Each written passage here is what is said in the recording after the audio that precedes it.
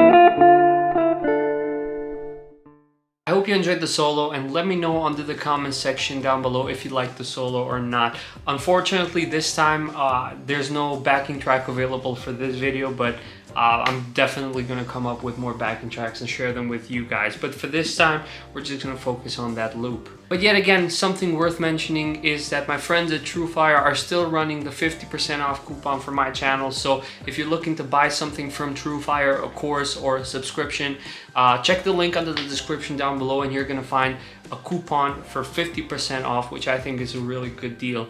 And if you want to buy something, just use KRENAD50 as a coupon. And again, you're gonna get 50% off, which is an amazing deal. Now, TrueFire, again, I don't think I need to mention it anymore, but they are the best online learning platform for guitar players. They have massive amounts of videos, great tutors, great players that join their team. So it's definitely worth checking it out. I think there's a couple of free trials that you can try out, but yet again, you have a 50% coupon if you use my coupon. It's like the 50th time that I use coupon in this sentence, but you get what I'm saying. So let's move on. All right, so if you're familiar with Ibanez at all and you like their hollow body or semi-hollow body guitars, this shape right here is probably recognizable for you guys since it's the classic George Benson GB10 smaller body hollow body guitar. Now, what's so special about this one? Well, this is a new model for 2022, and it's actually the 45th anniversary model for George Benson. And the price point of this guitar is 1,500 euros, which I think is great for the quality of instrument that you get here. You get an amazing signature guitar from one of the best artists out there, in the jazz world at least. And then you also get a nice case, and the appointments on here are very, very much reflective of the price. It's worth mentioning that these guitars are made in Indonesia, but as I said, again, they have some really amazing parts and attributes that you would probably like about this guitar. If you're interested in learning more about Ibanez and semi-hollow guitars and hollow body guitars and how that all started, I've actually made another video about the GB10EM, which is the step below this guitar. It's made in China. And that was an amazing guitar as well. So if you want to know more about the history and how it all started, there's a lot of information you can find under that video. I'm going to link it here or here somewhere, so just click on it and give it a shot. You would be shocked to know that Ibanez was actually first known as a brand that produced semi-hollow guitars. But again, that video will offer you more information, so go check that out. Alright, so let's talk about specs and everything like that. But before we do that, I want to touch upon one spec in particular that comes with these higher end Indonesian made guitars. The AS153 that I reviewed recently also had that feature, and I couldn't stop talking about it because it's something that I really appreciate as an end user. And that's the fact that these guitars, the higher end Indonesian guitars, they get the fret edge treatment that Ibanez does at their Japanese factory. So it's called the Artstar fret edge treatment. And it's something that I really appreciate, as I said, as an end user, because as soon as you grab this guitar, as soon as you grab the neck, you slide your hand around the neck and you can't even feel that frets are on there. It's just immaculate. The feeling of these frets is just perfect. I've played a couple of other AS models, the higher end models, and they have the exact same thing. I mean, the fretwork on here is just to die for. So that's something, again, I really appreciate coming from Ibanez. All right, so with that out of the way, let's talk about specs. And as per usual, we're gonna start with the headstock. And here we can see a very beautiful design. This is the classic Ibanez headstock. And I think Ibanez are doing a really nice job with headstocks, because one of my favorite headstocks of all time is the one that you can find on the John Scofield models, which is a bit thinner and it has this thing over here. It's beautiful. The logo is the George Benson logo, and again we have this appointment right here. So it's this ebony cover for the truss rod, and I think it's a really nice touch. In the lower end models, you get a plastic cover, which is actually very useful because you can just open it with a pick, adjust the truss rod, and just close it down. I really like that part of the design when it comes to Ibanez guitars. On the nut here, we have a really interesting ordeal. We have a brass and bone nut. So half of it is brass and half of it is bone. It's cut really well, especially for these flat wound strings. And I don't know how easy it is to work on a brass nut if you can widen the slots or anything like that.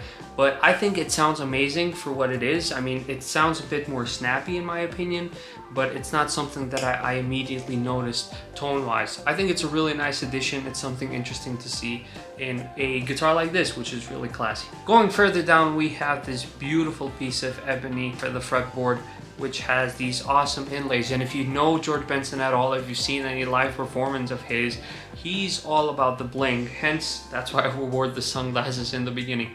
Now, I like the look of this. There's people that don't like the look of these big blocks, but I'm a huge fan of those. And as I said, the piece of ebony right here is very nice. It's very dark and very solid looking. As for the frets, we have 22 medium frets, and I don't know, I think they're just a tiny bit bigger than medium. They actually feel like medium jumbos to me, but that probably has to do with the strings as well, which for the record are also flat wound strings, and they give you this really nice mellow tone to it. But you gotta get used to the flat wound strings, and if you don't like it, you can just definitely change them for round wounds. No complaints about the fretwork at all, and it feels really nice to play, but the action is pretty low right now, and there's no notes choking or anything like that. I think it's just perfectly done. So if we turn the guitar around, you're firstly gonna notice that we have a lot of binding going on. There's the binding on the headstock, neck, the body is double bound. And I mean, yeah, George Benson, he's a fancy guy, and he's gonna get all the binding he can get. The neck is a 3-piece maple neck, and I think this type of construction makes the neck really stable, because for the 3 months that I've had it, I've never had to adjust the truss rod or anything like that. Now, feel-wise, this neck is particularly interesting because when you look at it, you're gonna think it's a thin neck, but when you grab it, it feels a little bit bigger because it's flat back here, and it also has a 12-inch radius, which is considerably flat. We might consider it as a D-shaped neck, but I think for this type of music and for what this guitar is just the perfect neck size and neck shape. Now when it comes to the body, it's a totally laminate maple construction. So the top is laminate maple, the sides are also maple, and the back is also maple. Now there's one thing you can definitely notice when you look at this guitar, and it's the flame. So there's flame on the back, flame on the sides, and a beautiful flame on the top. So I really like it. It's very classy looking. There's nothing bad to say about that. When it comes to the pickups, we have some very interesting pickups. They're made by Ibanez, and they're called the Special George Benson humbuckers. The main thing about them is that they're floating, and one of the pickups, the neck pickup, is installed on the neck, and the other one is installed directly on the pick guard. These are floating pickups. You can't really adjust them. They're there and they just work. The balance between these pickups is really nice. Unlike the other GB10EM that I reviewed, there was a bit of a discrepancy going on with the pickups, but these are very well balanced. And again, the one thing that I like about Ibanez pickups in general is that tonally, every set of their pickups is really balanced, meaning that the neck pickups, they don't sound woolly at all in most of their models, at least the ones that I've played, the semi-hollows and hollow bodies. And the bridge pickups are not bright at all. It makes sense to have this kind of pickup and this kind of guitar, because if it was a Telecaster pickup or anything like that, it just wouldn't work. But these ones work perfectly fine. And last but not least, we have an ebony bridge and the George Benson tailpiece, which again is also proprietary to Ibanez, and they make these themselves. We got 4 controls here, 2 volume, 2 tone, and they also have these rubber rings around them, which also serve a purpose and also look cool because you can easily grab them and know where you're going. There's also a rubber ring around the pickup selector, which looks really cool in my opinion. So yeah, that's about it when it comes to the specs, but the thing is that this guitar also feels incredible. As I told you, the fret edge treatment, the Artstar fret edge treatment, really makes a huge difference when it comes to playing the guitar, because you can definitely feel that there's some time and there's some knowledge put into this guitar when it was built. Tuning stability, no issues at all. Also, I forgot to mention that the tuners are made by Ibanez, and they're really nice. They have a really nice ratio to them, and they tune the guitar. That's what they're supposed to do, right? Now we're gonna listen to this guitar. I'm plugged into the Line6 HX Stomp XL and through an amazing amp by Birdsong called the Merlin, which is a Tweed Champ 5-watt amp with an 8-inch speaker, and it's just magnificent sounding for the price of 400 euros or less, I believe, which is just unbelievable. But we're gonna do a separate video for that one as well. Without further ado, let's listen to all the pickup combinations with the amp, with the Line6 HX Stomp, and we're gonna end the video with my 2 cents. See you soon.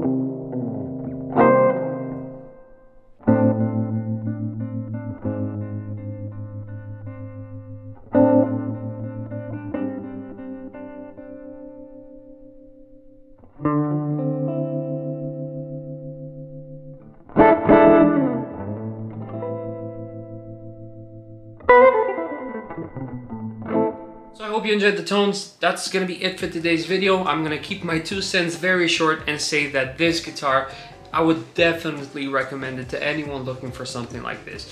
Not only jazz players though. If you're a jazz player and you want something reliable for you to go on stage with, 100% guaranteed that this will make it for you. But also, if you're a blues player and you're trying to get out of a rut, you're trying to do something else with your playing, or you want a couch guitar that will feel very comfortable and loud enough for you to enjoy it, this thing is just, I don't think it can be beat, especially for the price. It comes with a really nice hard case, really durable, and I mean, yeah, there's nothing bad that I would say about this guitar. About the GB10 EM, I said that I would love to see it with a gig back, but this again has a case and there's nothing for me to complain about, which is good. That's always good. So to summarize, perfect jazz guitar, but also if you're a blues player, you should definitely check these out. And I mean, come on, just look at it. It's just gorgeous looking and it sounds amazing, very smooth, and that's what I like about it. With that being said, we're gonna end the video right now. If you haven't already and if you like what I do, please do consider to subscribe because that really helps a lot with my journey here on YouTube. If there's any questions that you need to ask, shoot them under the comment section down below and I'm gonna do my best to answer them about this guitar specifically or about anything you want. I check all the comments, I read all the comments, and if you have something, please don't hesitate to write it down under the comments. I'll see you next time with another video, and until then, stay safe and have a good one. Bye-bye.